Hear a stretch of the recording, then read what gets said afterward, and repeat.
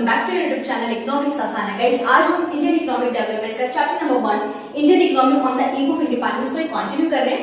आज हम पढ़ेंगे कि हमारा फॉरेन ट्रेड कैसा था ड्यूरिंग द ब्रिटिश रूल। अगर गाइस आपने हमें अब तक फॉलो नहीं करा तो फॉलो कर सकते हो Instagram, Facebook, x, WhatsApp, Telegram पर। इनका लिंक मैं डिस्क्रिप्शन में दे दूंगी। आज हम डिटेल में डिस्कस करेंगे कि हमारा फॉरेन ट्रेड कैसा था during the British rule, during the colonial government. तो सबसे पहला पॉइंट आता है हमारा exporter of primary products and importer of finish good. Britishers ने हमें क्या बना दिया था? एक्सपोर्टर बना दिया था रॉ मटेरियल का और इंपोर्टर बना दिया था फिनिश गुड का।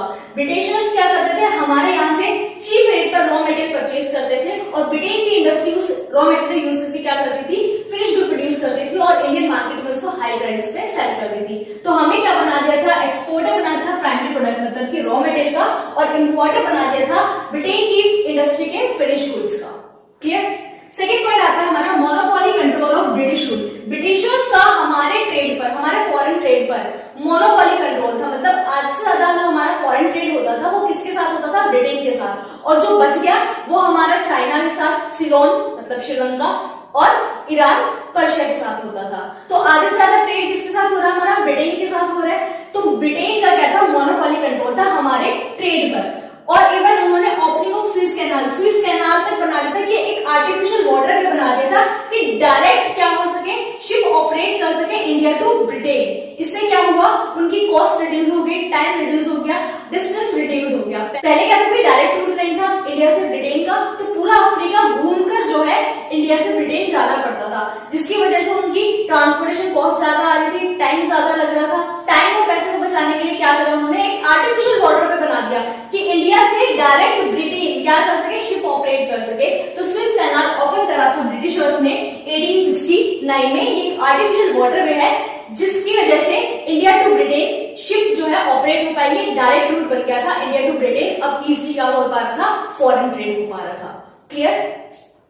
देन आता है drain of Indian wealth during the British rule. Drain of wealth ये जो कंसेप्ट है हमें दादा भाई नौरोजी ने दिया है, इवन उनकी बुक भी है drain of wealth. Drain of wealth का मतलब क्या है कि ब्रिटिशर्स ने जो हमारी वेल्थ थी उसका यूज किस लिए करा? अपने डेवलपमेंट के लिए, ब्रिटेन के डेवलपमेंट के लिए, इंडिया के इंटरेस्ट के लिए कुछ काम नहीं करा।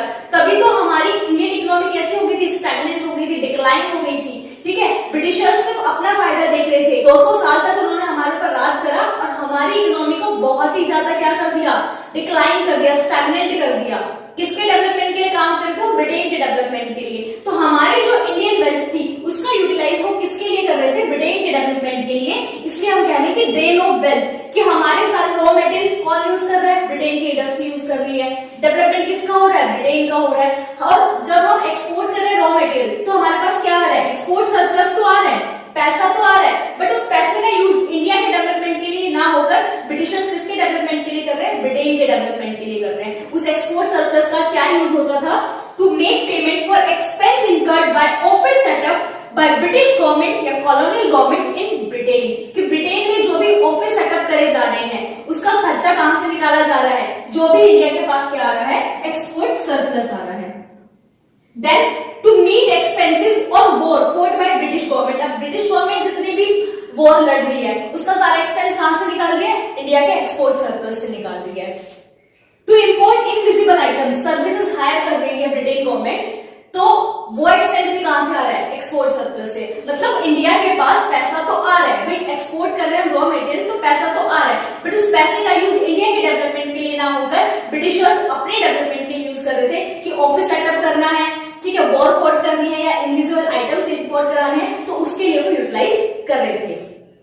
सो गाइस, बहुत डिटेल में समझ में आया होगा कि हमारा फॉरेन ट्रेड कैसा था ड्यूरिंग द ब्रिटिश गवर्नमेंट। हम एक्सपोर्टर बना देता था रॉ मटेरियल का और इंपोर्टर बना देता था फिनिश गुड का। मोनोपोली कंट्रोल था ब्रिटिशर्स का हमारे ट्रेड को। इवन उन्होंने स्विस कैनाल तक ओपन कर दिया था, एक आर्टिफिशियल वाटर पे बना दिया था कि डायरेक्टली क्या हो सके? ट्रेड हो सके, India to Britain ship operate कर सके। और ड्रेन ऑफ वेल्थ करा ब्रिटिशर्स ने, हमारी जो वेल्थ थी उसका यूटिलाइज ब्रिटेन के डेवलपमेंट के लिए करा।